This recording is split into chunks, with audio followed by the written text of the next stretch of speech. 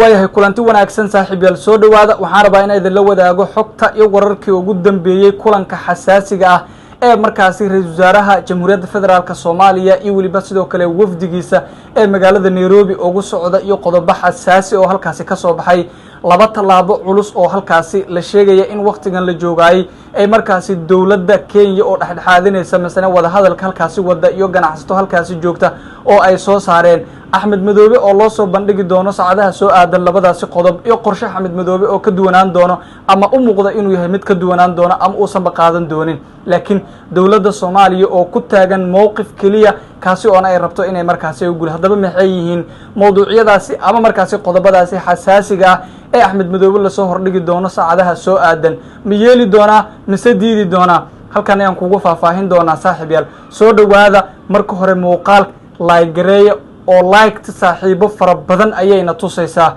sina share garee muuqaalka si meel dheer u gaaro aragtiina qaybta hoose faallada ayaad inoogu reebi kartaan wixii fikir ama talo ama tusaale aad adigu aad ku soo biirin lahayd waayahay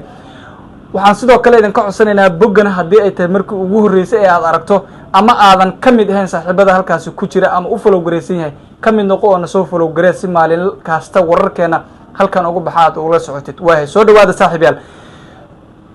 magaalada Nairobi ee wadanka Kenya shalay waxaa gaaray ra'iisul wasaaraha Jamhuuriyadda Federaalka Soomaaliya iyo wafdi ballaaran oo uu hogaaminayo iyagoo aan markaasi qorshe u ahaa in markaasi ra'iisul wasaaraha iyo waliba sidoo kale wafdigiisu halkaasi ugu furmi doono kulamo xasaasi ah kuwaasi oo looga hadlayay waa wada hadallada dawladda dhexe ee Soomaaliya iyo waliba sidoo kale maamulka Jubbaland oo dhawaan xiisadoodu cirka isku sii shareertay misana u muuqatayba in waqtigan la joogay ee markaasi labada maamul waa markaasi maamulka iyo waliba sidoo kale madaxda dawladda ee Soomaaliya si weyn khilaafkooda cirka isku sii shareerayay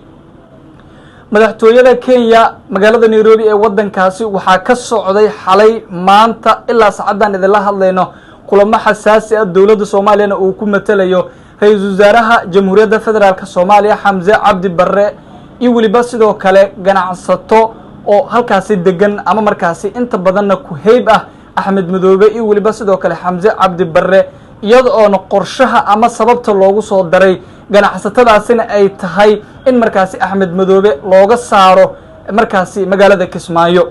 waxaana sidoo kale mowqifka dawladda Soomaaliya ee markaasi uu yahay in Axmed Madoobe uusan sii joogin kursiga markaasi maamulkaasi ayna rabin inuu markaasi uu maamulo misana mar kale isu soo taago isku soo sharxo dawladda Soomaaliya iyadoo kaashanayso ganacsato iyo odayaal dhaqan oo markaasi Axmed Madoobe iyo Xamse ku hayb ah ayaana markaasi u muuqata ama markaasi ajanda halkaasi ay ugu wada hadlayeen qayb ay ka ahaayeen arrintan ayaa u muuqata in dawladda Soomaaliya ay markaasi mucjiso weyn ama ceeb weyn ay ku naqan karto iyadoo markaasi waqtiga la joogay ay u muuqato haddii Axmed Madoobe uu diido misana uu ku adkaysto inuusan kursigaasi u banaynaynin talaabada ay qaadayso ay naqan karto kaliya qaab military oo markaasi Axmed Madoobe meeshaas loogu saari karo taasina waa ku ceeb iyo waliba sidoo kale ku fadeexad weyn ee dawladda Soomaaliya markaasi ay gali karto misana niijab weyn ay kala kulmi karto qaybaha kala duwan ee caalamka ama dawladaha kale ee caalamka waxaana sidoo kale dawladda ee markaasi dhibaato ay ku naqan kartaa maalinkii ay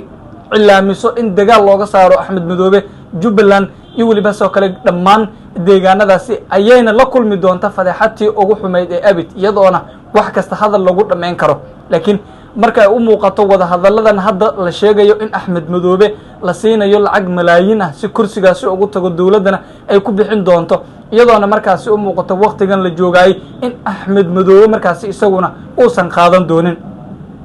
mowqifka Axmed Madoobe ayaa isaguna ku adag misana ku mayl adag inuu halkaasi sii joogo walibana 5 sano soo socoto uu halkaasi hogaamiyo ka haado misana uu sii hogaamiyo laakiin dawlad iyo waliba sidoo kale ganacsatada odayaasha dhaqanka ee ku haybka ayaa dhan kasta ee Axmed Madoobe looga saari karo halkaasina dadaal adag ugu jira sidii markaasi ugu saari lahaayeen qodobada ugu waaweyn ee isbarbar socda ee dawladda iyo waliba soo kale odayaasha halkaasi ee kulanka kula yeelanaya dawladda Kenya markaasi wada hadallada ay markaasi dhaxdhaxaadinayso ayaa u muuqata in markaasi lagu qanciyayba inay markaasi ay qaataan ama markaasi Axmed Madoobe ula tagaan go'aanka ah inuusan sii hogaamin kareynin maamulka Jubbaland ama dawladda aysanba u ogoleen inuu markaasi uu sii joogo kursigaasi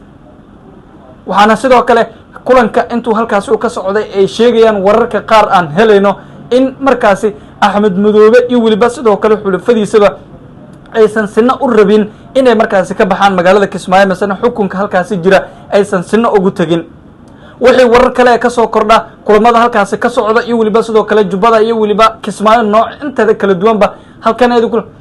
wixii warar kale ka soo kordha kulamada halkaasi ka socda ee magaalada Nairobi iyo waliba sidoo kale qodobada ka soo bixi doona bartaneed kula wadaagi doona soo rukmada oo ka mid noqda like garee muuqaalka siina share garee falowna soo dhaw ku soo biira barteen mahadsanid